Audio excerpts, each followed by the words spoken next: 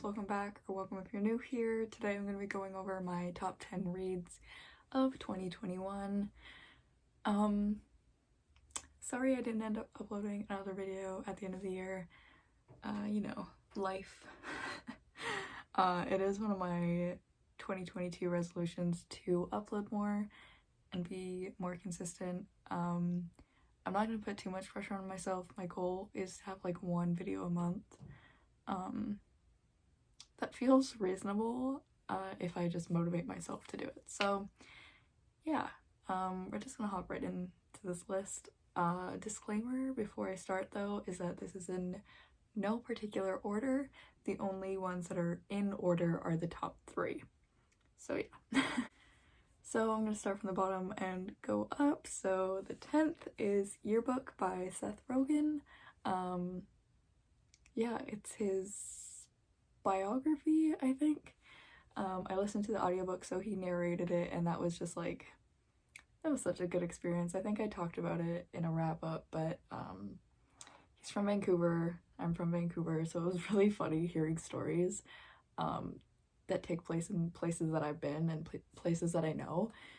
But yeah, Seth Rogen is just like a really cool dude, and very much Vancouver. Like, he's very much the kind of guys that I meet around here. And yeah, the stories were really interesting.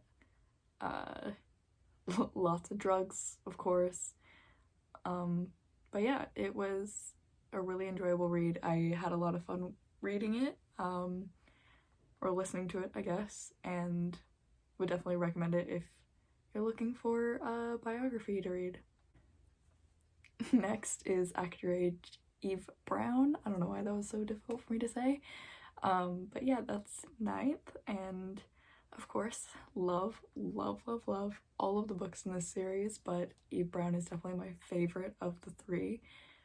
She was always my favorite sister. She always, like, I don't know, I like see myself in her a lot, and I liked the relationship the best. Yeah, overall, it was just a really good book and the best romance book that I read in 2021, easily. Yeah, just a really fun read. Obviously, I would recommend, I think everyone recommends the Brown Sisters trilogy anyways, so if you haven't read them, you should go do that. Next is The Bone Spindle, and this is one that was an arc that I read. Super good. I think it comes out this month at some point. I don't remember what the actual release date is, but yeah, it's a Rapunzel retelling, right?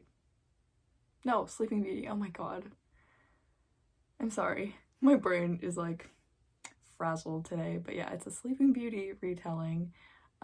There's some gay going on. It's also gender swapped, so the prince is the one that's in the castle and the girl goes to rescue him, and I loved it. It hooked me from the very beginning. Yeah, I'm really thankful to have been able to read this before the release date, and I hope other people pick it up once it comes out. I really want to get a physical copy once it comes out, because it was so good. Next is 6 Crimson Cranes. Again, this was one of those kind of books that like hooked me from the very beginning. I didn't need like a lot of time to like get fully invested in it.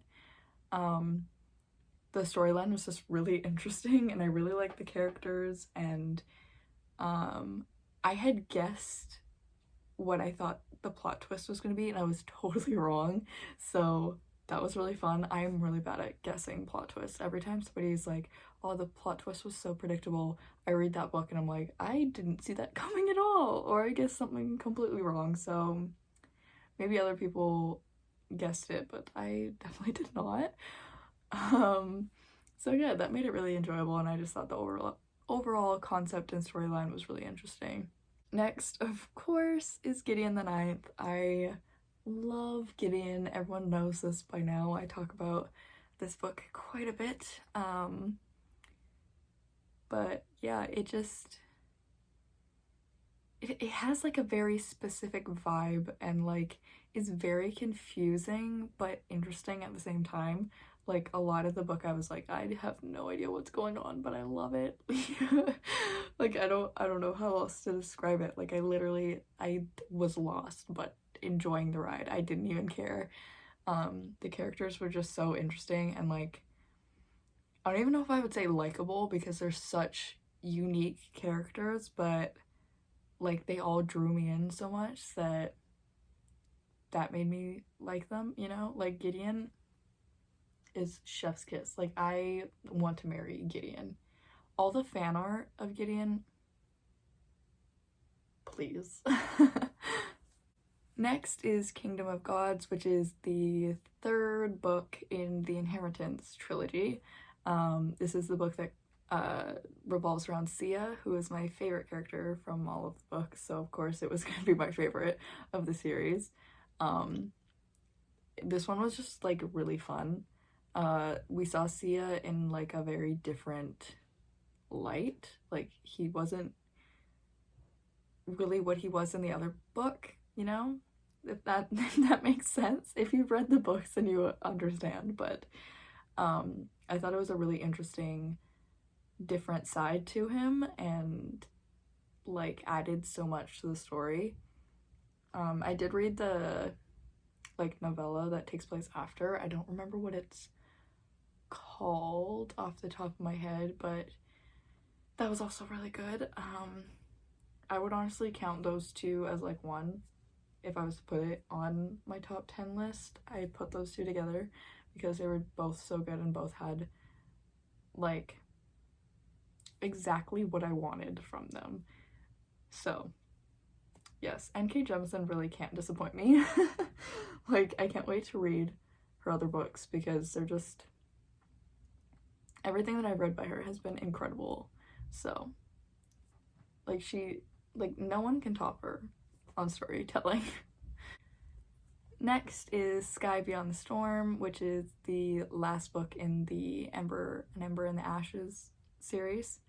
I put this one specifically because I had read the other three before, and I did a reread of all of them in anticipation of Sky Beyond the Storm coming out. So it was all fresh and new and everything. And it definitely did not disappoint me. I really loved it. I thought it was a good ending. Like, of course, there are some things that I personally would have changed, but it was really good still. Like, I thoroughly enjoyed it and thought that it was a really good ending. Yeah. I don't know. I don't have, like, a ton of, like, super intelligent thoughts about any of these books. It's just kind of, like, I vibed. I liked the characters. The storyline was cool. That's it. Like, I really don't have any more thoughts, really. So yeah, it was just a really good book. I really enjoyed it. And now into the top 3 that are in order, and these are definitely my top 3. So the book that came in 3rd is Bruised. No one's surprised. My heart and soul is bruised. Book about roller derby and grief and being gay. Like, the book that inspired me to buy my roller skates. Like, this book, so good. Tanya very easily became one of my favorite authors this year. I read both of her books and they both were just incredible, and she's from Vancouver, so like bonus points for being a local author. But yeah, I don't think enough people have read it. Like, if you haven't read it and you like contemporary gay books, highly recommend. Sapphic books specifically. Yeah, it was just like such a fun read while being about like a pretty heavy topic, like parental loss. It does have, like, of course, the trigger warning of parents dying, self-harm, that kind of thing. I would definitely look up the like list of trigger warnings before diving into it, but yeah, it was such a good book. I really love it. I would really like to reread it this year and like see if I'm sure that I'll feel the same, but like see if I notice anything different or anything like that. I really hope that Tanya releases more books. Like, please, I need more. 2 is not enough. And in second place, Iron Widow. Nobody's surprised. This book just, almost everyone that I know that has read it has said that it's like easily one of the best books of the year. It blew me away. I read it as an arc, which I feel so privileged to have been able to read this like before it came out, since it low-key blew up. Like, so many people have read this book. Again, a local author, which is really exciting. I saw that they like signed books at, I think, the Robson Indigo, and oh my god, I live like 45 minutes outside of downtown Vancouver. I don't really live in Vancouver. In case you didn't know that. Yeah, fake. But anyways, not close enough to go find one of the signed copies, which is really disappointing, even though I already have a copy. I don't need to, but anyways, tangent. The book is insane. Like, it lives up to its hype. Like, it was already hyped when I got it as an arc, so like that should say something, I think. The element of like having a poly relationship and like badass female characters and like just the Chinese influences and everything. It's so good. I do not have enough brain cells to properly put into words the things that I think about this book, but it is incredible, and I think everyone should read it if you like fantasy. Honestly, even if you don't like fantasy, you should read it anyways. Maybe it'll make you like fantasy. But yeah, I obviously loved it since it was my second favorite book of the year. Would probably be my second favorite book of all time, honestly, if we're being real honest here. I have no idea what my top 10 of all time is anymore. After you read 106 books in a year, it's confusing. And I don't think I even really need to say what the first one is. If you watch my videos, if you know me as a person, if you follow my Twitter, I can't stop promoting this book. All-time favorite book of 2021, How Moon Fuentes Fell in Love with the Universe. I say this every time that I mention it, but this book like truly changed my life. Like the title says, it showed how Moon Fuentes fell in love with the universe, and the way that she fell in love with the universe influenced me to fall in love with the universe. So clearly this book is special, I think. It genuinely made me view things differently, view the world differently, made me even more interested in witchy stuff than I already was. My eyes are watering like crazy. I swear to God, I'm not like tearing up over this book. Anyways, I promise I'm not crying. But yeah, the like template that's been going around on Twitter and Instagram that's like 12 books for 2022 that are recommended by your friends kind of thing. Sorry, not sorry. Every time I saw one, I responded saying Moon Fuentes. So hopefully some of you will actually read it. Because at the moment, I don't think I know anyone that's read it still. You guys are slacking. Please, if you are going to read any book that I recommend, it should be this one. It's just so good. Overall, I think it's just a book that is beautifully written and covers heavy topics really well, and I honestly think it could change anyone's point of view on how they view the world, or at least it's like a really beautiful way to look at the world, so it's very nice to read, you know? I just want everyone to read it. I need more people to talk to. I have no one to talk to right now about it. So yeah. Those are my top 10. I don't think any of them are really going to be a surprise.